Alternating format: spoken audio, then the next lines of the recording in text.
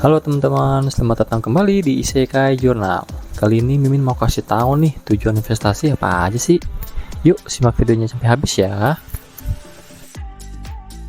Nah, sebenarnya apa sih tujuan kita harus berinvestasi? Nah, berinvestasi itu lebih dari sekedar cara menggunakan produk untuk menghemat uang dan memperoleh keuntungan di masa depan. Namun, berinvestasi juga membutuhkan tujuan nih. Menetapkan tujuan secara rinci dan spesifik. Kita ngumpulin uang buat apa sih? Buat beli rumah kah? Pensiun? Berinvestasi? Atau memulai bisnis kita sendiri? Jika mau, kita juga bisa nih menentukan nilai nominal dan batas waktu pengumpulan. Sasaran yang kita tetapkan untuk bisa memotivasi dalam melakukan investasi yang lebih spesifik. Umumnya, tujuan investasi masyarakat adalah penghidupannya di masa depan.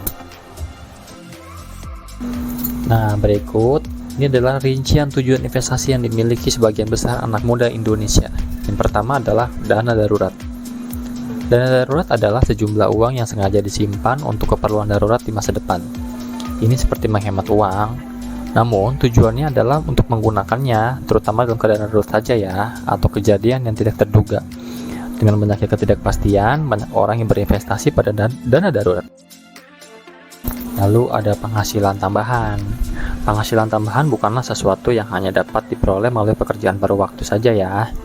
Investasi juga digunakan untuk menghasilkan keuntungan tambahan loh.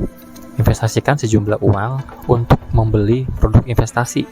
Kemudian biarkan uang kamu bekerja untuk kamu sampai kamu mendapat untung.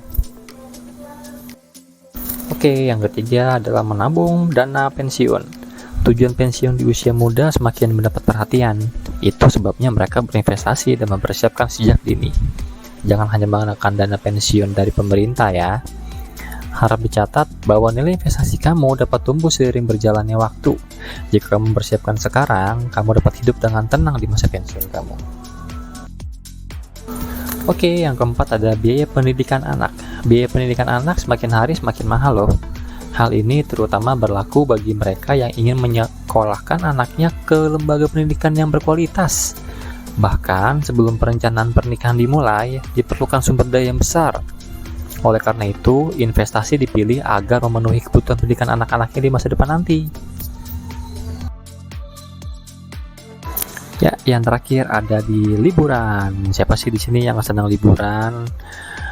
Tujuan investasi juga dapat mengakomodasi kebutuhan liburan dan hiburan lainnya loh. Saatnya memberi hadiah pada diri sendiri. Biaya liburan pun gak sedikit, apalagi jika kamu ingin pergi ke luar negeri. Kamu perlu melakukan persiapan yang cukup sejak dini, seperti menabung melalui investasi. Nah, selain 5 destinasi di atas, generasi muda Indonesia juga berinvestasi dalam mengisi waktu luang dan hobinya. Mempersiapkan ibadah haji, menghadiri pesta pernikahan, bahkan membeli mobil baru. Nah, apapun tujuan investasi kamu, pastikan untuk memilikinya ya.